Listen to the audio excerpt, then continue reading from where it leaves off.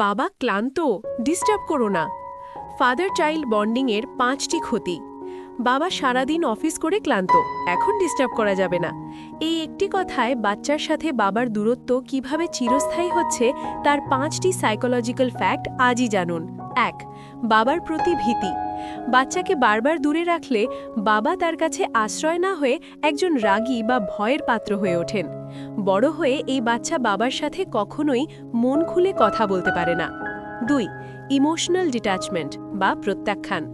সারাদিন পর বাবার কাছে যেতে বাধা পেলে বাচ্চার ছোট্ট মনে রিজেকশন বা প্রত্যাখ্যাত হওয়ার তীব্র অনুভূতি তৈরি হয়, যা ফাদার চাইল্ড বন্ডিং একদম নষ্ট করে দেয়। 3. মায়ের চরম বার্নআউট।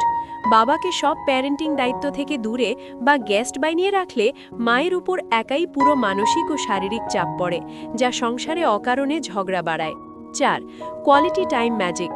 ক্লান্ত থাকলেও বাবা যদি মাত্র 10-15 মিনিট ফোন সরিয়ে বাচ্চার সাথে মন খুলে খেলেন বা গল্প করেন, সেটি সারাদিনের বাবার অভাব পূরণ করে দেয়। 5. Smart transition rule. বাবাকে বাসায় ফিরে ফ্রেশ হওয়ার জন্য 10 মিনিট সময় দিন। এরপর বাবা নিজেই বাচ্চাকে জড়িয়ে ধরুন। এতে বাচ্চার সারা দিনের অপেক্ষার সুন্দর অবসান হয়।